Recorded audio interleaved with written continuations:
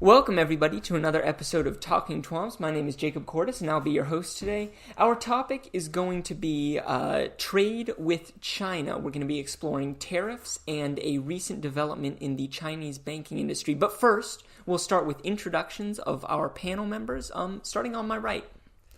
Hi, everybody. For those of you who have been listening, welcome back to Blake Phillips and his sultry voice. I should not have said that. I'm just trying to make these intros interesting since you all have heard my name so many, many times. But Don't worry, we all regret it on your behalf. Yeah, Blake. but for those of you who have not met me, probably don't want to now. I am a government major and a German major here at the college, and this is my last year. Hi, everybody. My name is George. I am the certified new guy. I am a Russian and post-Soviet studies and international relations major here at the college, and it is also my last year. All right, and hello to the GRU officers combing this for compromise. My name is Joe. I am also a Russian studies and international relations major here at the college, and this is also my last year. And as I said, my name is Jacob Cordis. I am an international relations major, and I will be starting us off. So first things first, let's get a little background for our listeners who maybe aren't as familiar with the goings-on in the White House and in Beijing. What's been going on? What does the relationship with China look like right now? Bad. Okay, do we Care to elaborate? Do we maybe want to be a little more specific? What's been going on? What's been happening? So the Chinese-U.S. relationship right now is very, very strange. On a trade dimension, it is very, very poor. The White House has been recently slapping very unilateral tariff restrictions on the Chinese economy. Most recently, there is a 15% tariff on most of our functionally operable metals, so that is iron, steel, aluminum. And then a blanket 10% tariff on a number of Chinese goods, $200 billion worth of them, but just different manufactured goods. Most of them electronic parts or car parts or something to the effect of what Donald Trump believes is what is harming our U.S. manufacturing sector. As for their political relationship, Xi Jinping has been playing a very interesting long game with Donald Trump. He is one of many autocratic dictators that has been telling his state-run media to sort of roll back attacks on the president, because if there's any one way to piss off Donald Trump, it is to personally attack him. He doesn't really give much of a hoot about attacks on the U.S. or people around him, but if you're an autocratic dictator, the best way to ensure that your government is able to treat with Donald Trump is to praise him in state media. So it's a weird sort of two-faced relationship with China slapping reciprocal tariffs on the U.S. Rather tactfully. In fact, one of the first things that they put a tariff on was bourbon whiskey, which comes from Senate Leader Mitch McConnell's home state of Kentucky, which I think was, if anything, a very targeted message to Mitch McConnell that this was going to be a very harmful war for the Republican Party. But at the same time playing a rather cozy relationship in terms of personal politics between Xi Jinping and Donald Trump. So let's talk about the Republican Party then. You mentioned that that Beijing is, at least in part, targeting Mitch McConnell's district with these tariffs. But is that really the appropriate response? What is the role of the Republican Senate and House leadership in maintaining these tariffs, or even in fighting them? Well, the main role that they have in essentially allowing this war to go forward is not stopping the president from doing so. As I understand it, the main rule under which these tariffs are being implemented is a rule from the 50s or so, which allows the executive branch to unilaterally put tariffs on goods which they deem to be of national security importance. And under this rule, the Trump administration has unilaterally put these tariffs on steel and such. And in theory, the Congress has the power to push back on that if they don't believe that it is for genuine national security purposes. But so far, they have decided not to do so. So that, I would suggest, is sort of the political the political goal behind these really targeted tariffs. I also heard that there was something about motorcycles. Yeah, Harley which are also Davidsons, that's yep. right, which are also made in Kentucky, if I'm not mistaken. They had a plant there, yes. I don't know if they still do it. There was recently some discussion about them shifting production to the European Union. So that brings up the next question, which is, have these tariffs been successful? And if they have been successful, in what way? What really are the concrete goals of the administration?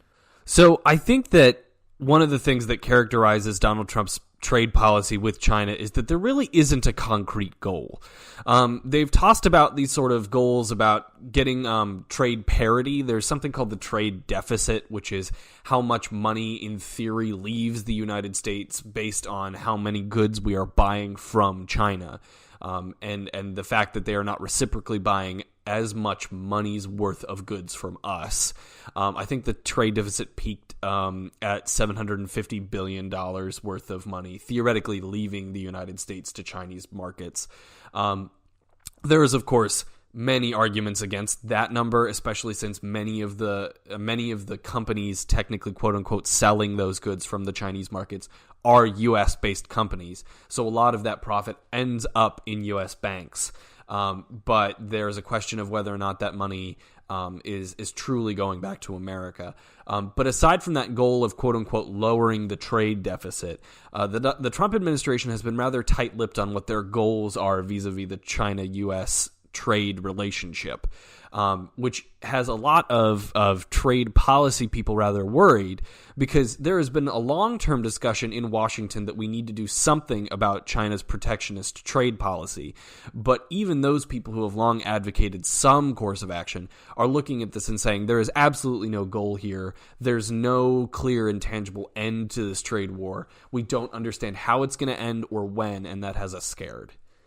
I would agree. For example, to say I agree, particularly with regards to the discussion of policy about trying to break Chinese protectionist tariff policies. Now, to say, though, that to end Chinese protectionist trade policies, you need to therefore engage in a trade war, which then just adds more tariffs, that essentially is a self-defeating policy. Going back to the discussion on trying to lower the U.S. trade deficit, I think an important part of nuance that often is left out of the discourse, particularly when the president frames the discourse about the trade deficit, is that really having a trade deficit, a negative trade deficit, really is not a bad thing.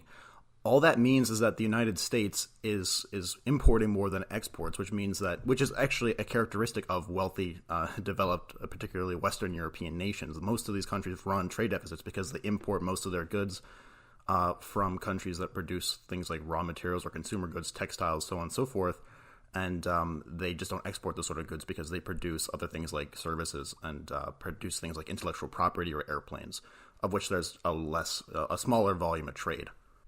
It seems to me that the reason for this is that the political reason behind the tariffs does not really have to do with any economically logical, let's call it, fight against Chinese policy. Rather, it's sort of a narrowly defined attempt to revive the fortunes of the American manufacturing sector, which I'll say has genuinely been hurt, especially in low capital, low education areas in what we would call the Rust Belt. And so the idea behind this, as I understand it, is to sort of remove the great sucking sound, as Perot put it, to try to bring some of those jobs back.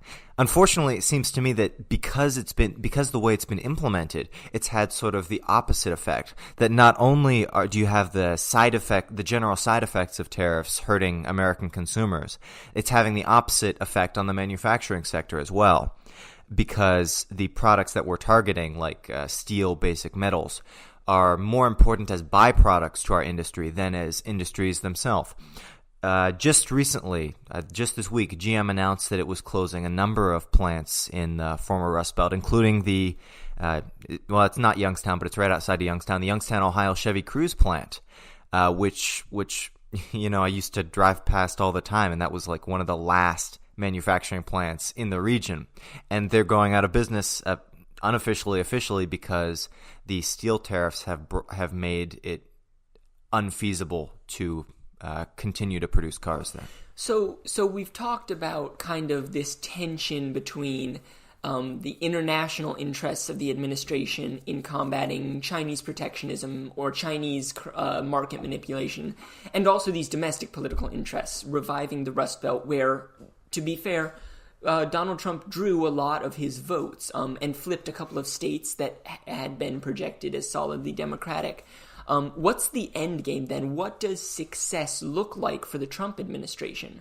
Or is this just going to be normal operating procedure for the foreseeable future? So I think Joe hit the nail on the head here. I think that ultimately this is not a policy move on the part of the Trump administration to do anything with respect to China. I think that, if anything, the Trump administration stands to benefit from these plants leaving. Because as long as he is able to connect the plants leaving to China rather than to his own policies, he continues to gain the sort of fear-mongering vote of people who are genuinely hurt by the fact that these plants are leaving. As long as he continues to have the public stance that he is pro-industrialist, worker, pro blue collar worker, pro Rust Belt worker, and that he is publicly, quote unquote, trying to bring back jobs, even if his policies are effectively pushing away those jobs, it really comes down to a question of who you trust, and these people trust the person who is advocating for them or claims to be advocating for them. And so, honestly, I don't know that there is an end to this quote-unquote trade war, because I don't think it's a trade war. I think it's another way of sort of painting a doom and gloom picture of the outside world is here to get us, and I'm here to protect you. So, ultimately, I think that, if anything, the Trump administration should have a policy goal of making things worse in the Rust Belt, because it's easier for him then to pick up votes. That's definitely one way to think about it. I do remember just last week regarding the Youngstown plant, there was sort of a Twitter spat between Trump and Senator Brown of Ohio about who was to blame, that Trump tried to shift the blame onto him. I agree in general that this is ultimately a political move, not an economic move. And the sort of trite answer I wanted to give to Jacob's earlier question is that the goal of the administration is to make America great again. Our econ professor often jokes that Trump's senior most economic advisor has a history degree. A bachelor's degree in history. Right. And was selected based on his Amazon book review. Is that true? Yes. Yes, it is true. His senior Chinese trade policy advisor was selected because, and I kid you not, Donald Trump Jr. Googled or went on Amazon and searched China trade smart or intelligent or something like that.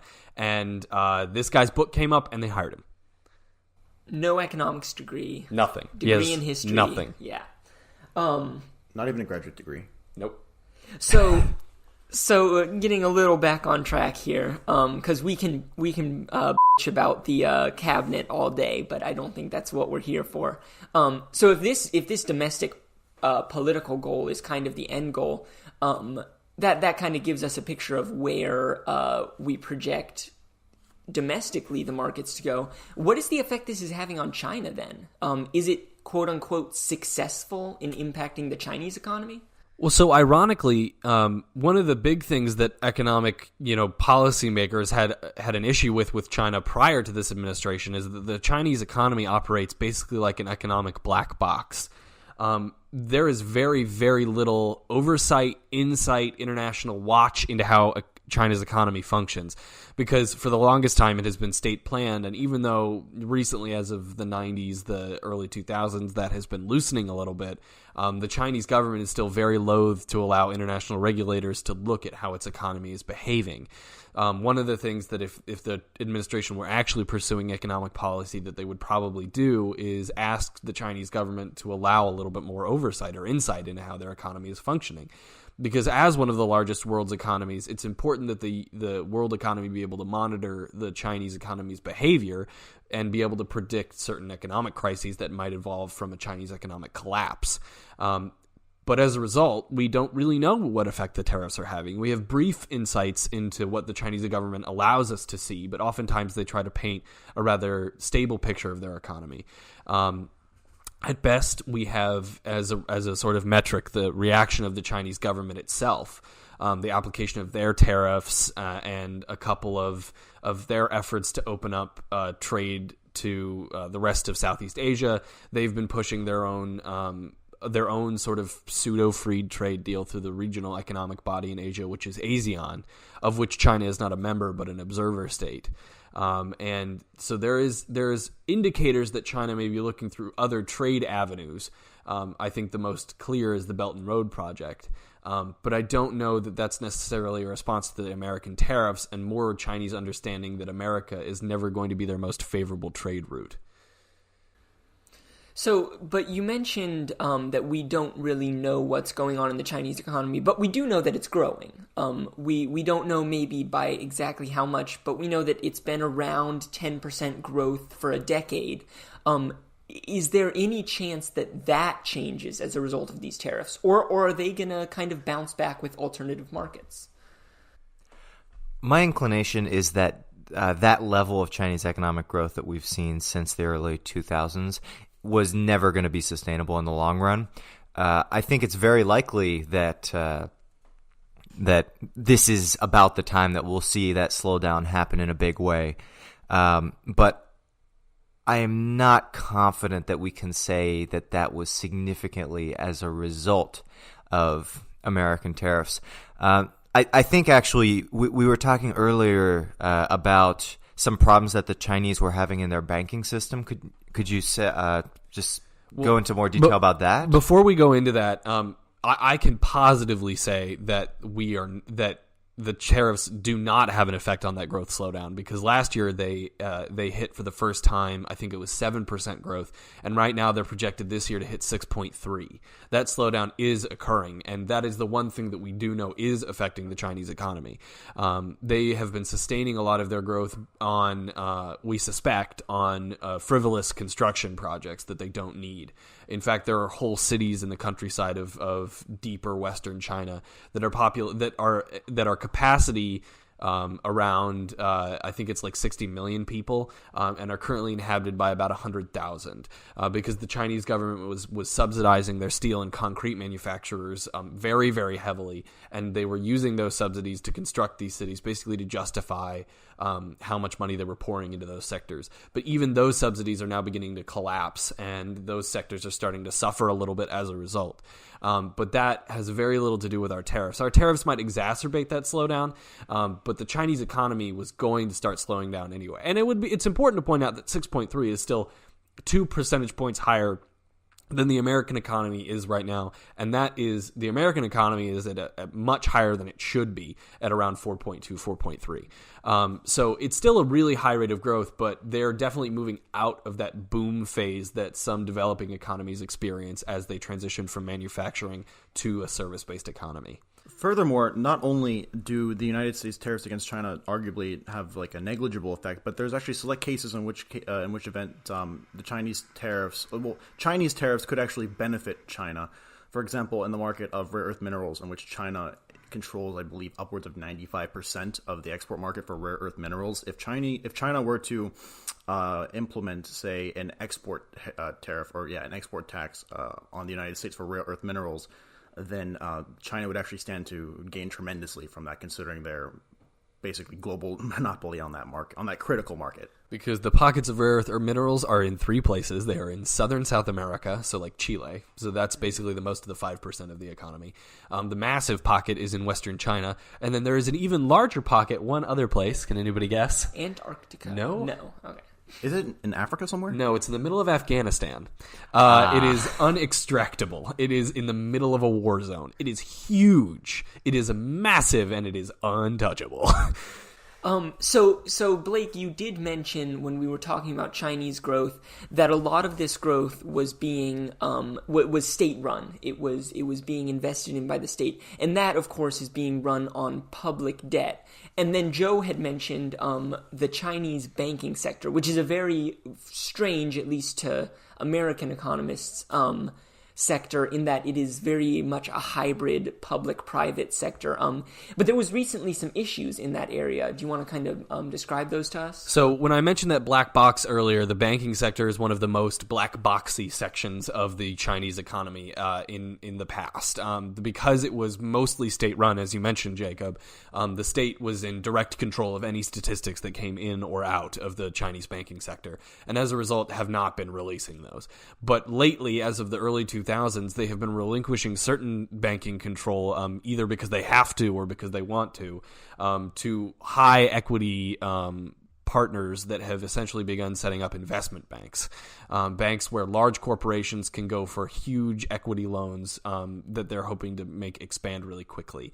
I think Alibaba was one of the first companies to really benefit from the idea of these private sector massive loan investment banks. And of course, Alibaba exploded. So the investment bankers decided that this was a good idea to keep going with starting these enterprises up. But recently, because these banks are semi-private, we've been able to get some statistics as to how they're behaving. And as of about a month ago, the answer to that is not well. There is as of the public accessibility to the Chinese stock market, which is also decently recent, we've been able to see how Chinese stocks are behaving. And a lot of companies that have borrowed from these investment banks have watched their stocks plummet recently for one reason or another, just because of how the stock market behaves. And we know for a fact from these private investment banks that that companies use their stocks as equity for these loans. And that as a result of these stock dips, these banks are starting to sort of call their loans back, and these companies don't have the money for it.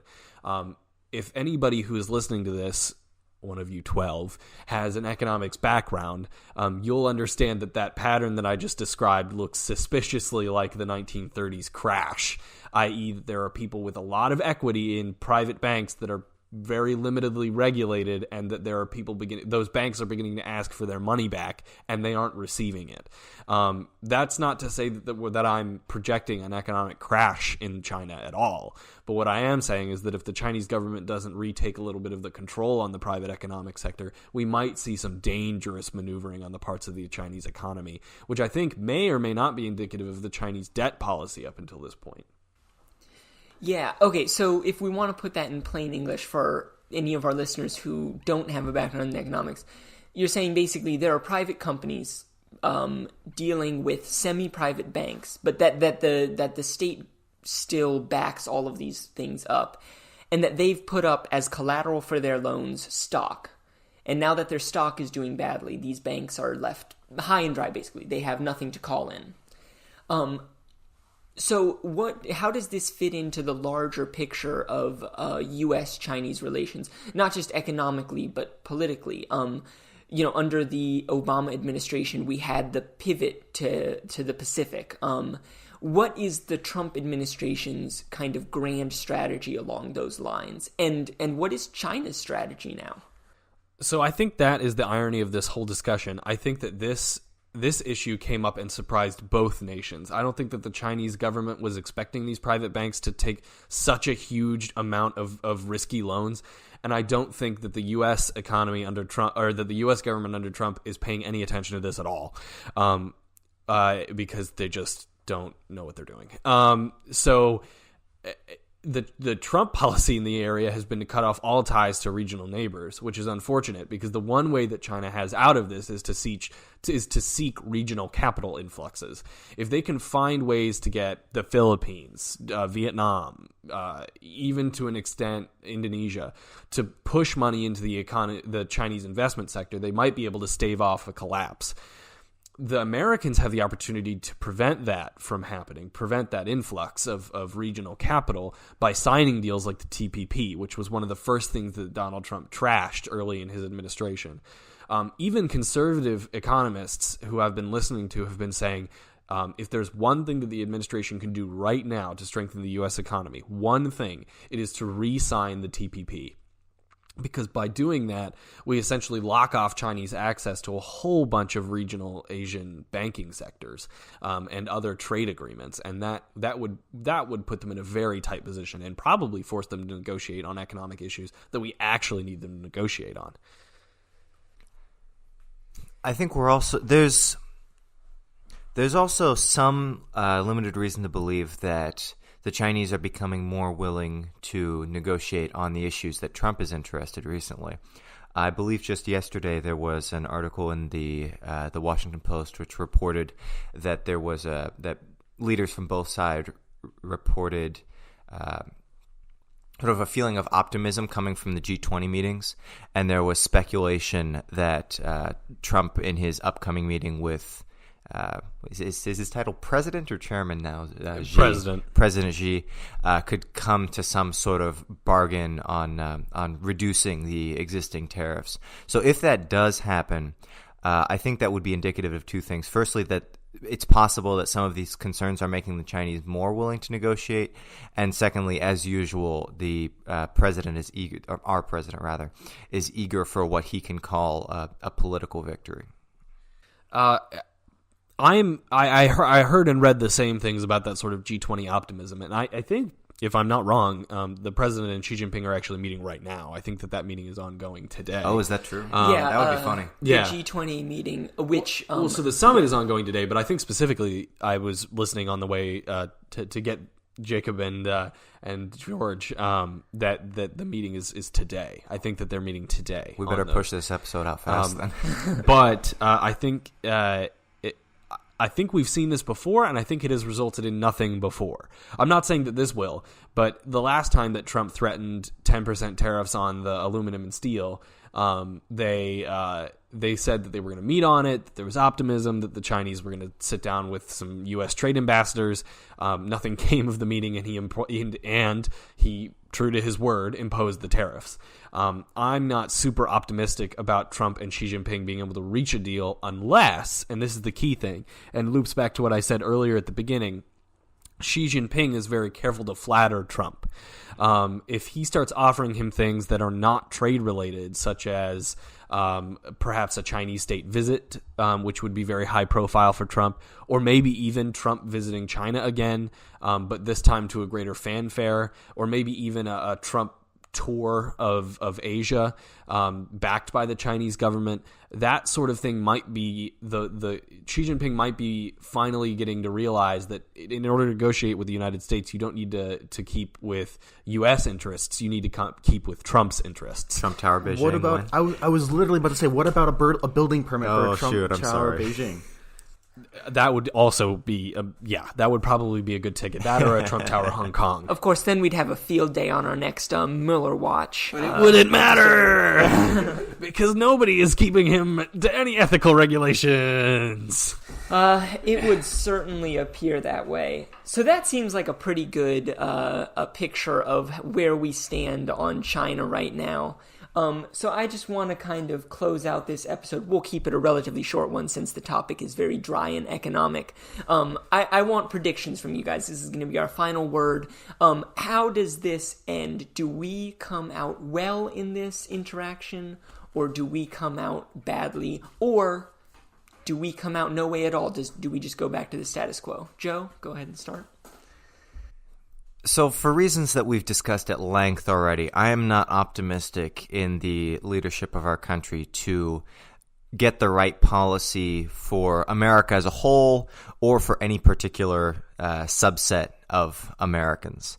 That said, I'm generally optimistic about the fundamentals. I do believe that China is generally on its way down and America is generally on its way up right now.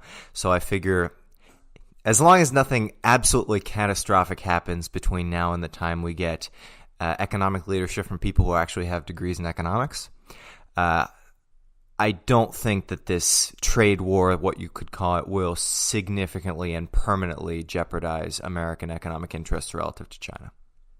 I agree with Joe. I think any benefit, if at all, that we'll see will be short-term gain, and they'd be political. I think long-term gain, though, this could potentially be deeply destabilizing for those Rust Belt constituencies who have become increasingly dependent and hopeful on the narrative of intervention or protectionism will resurrect these jobs, which really, due to America's lack of competitive advantage in those industries, is really not going to come back. I think that's a fever dream, and unfortunately, I think the fact that that narrative is being reinforced is going to create an incentive in the future for politicians to continue to try to milk that vote, so to speak. So I think generally it won't be bad if we look at the collective whole scale, but specifically for the Rust Belt, I think that's going to become increasingly important and difficult political constituency. I am somewhat less optimistic. I think that these past 2 years have been gently kind to us. I think that the ability of the U.S. and Chinese economies both to bear tariff rounds has been demonstrated. I think that we have versatile and large enough economies that we're able to sort of patch up what happens. But I think that the next 2 years are going to be the sort of bell that tolls for this ongoing war. One thing that we did not discuss, but that is starting to hurt not only the Rust Belt, but now the breadbasket of America, is that farmers across America have just plowed in their most recent crop of soybeans, wheat, and corn because the Chinese market was the largest purchaser of those goods. As a result, the farming sector is beginning to hurt gravely. That is not a good thing because the U.S. economy, especially on a worldwide scale, is predicated on our ability to sell farmed goods across borders, especially since we are the food supplier for a lot of different regions. Well, that's the sector in which we have an enormous trade surplus. Exactly. And so if our farmers are having to basically destroy their crops and the U.S. government is refusing to subsidize them at a market rate, that's going to hurt our economy in the long run. Also, our regional partners in Asia, Japan and Australia, have been very kind to sort of put a pause button on the TPP while our government figures itself out. But that deal still exists, and there have been discussions in recent months of having those countries briefly renegotiate some of the rates and then sign it. And if they do that, we would have to sign on as a secondary signatory later, and that would gravely hurt our ability to negotiate favorable terms. On the same token, the Chinese deal in ASEAN has not been dropped, and that means that they're still negotiating it. And if China gets a free trade region hold in the area, that could also hurt us. And finally, the only long-term goal that I see being a policy of this sort of brute force trade war between China and the U.S. is it either ends by de-escalation, which I hope it does, or it ends by Donald Trump realizing that the tariffs are no longer a high-profile enough policy to distract from the political issues that he's facing, and he starts doing even more drastic things like putting 100% tariffs on certain goods or something to that effect, which we smile and laugh at, but I think is definitely a possibility with a president who is as erratic as this.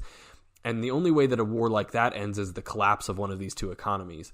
I don't think that there's realistically the idea of an American economic collapse. I think that we could get weaker, but I don't think we could collapse. But if the Chinese debt issues are the way that we think that they are, there's actually a reasonable possibility that there could be a mini collapse in the Chinese economy. And given its size, that could have ripples across the world economy on a scale that we have not seen for some time now. I think that the next 2 years are going to be very, very dangerous if we don't somehow get this president to recognize that he can't just impose tariffs every time Mueller announces a new ream of subpoenas. So on that dour note, we will bid adieu to all of our listeners. This has been Talking TWAMPs. We are associated with the College of William & Mary and the Podcasting Network here. However, we do not represent the views of the college, and all views expressed are those of the speaker. And if you really enjoyed our podcast, we encourage you to go to Spreaker.com and search podcasting at William & Mary. You can find a bunch of other podcasts there. I personally enjoy listening to An Extra Sip with Miriam Smaki if you want something a little lighter. But go ahead and go and check those out. We've got some great content up there. So until next time. Bye, guys.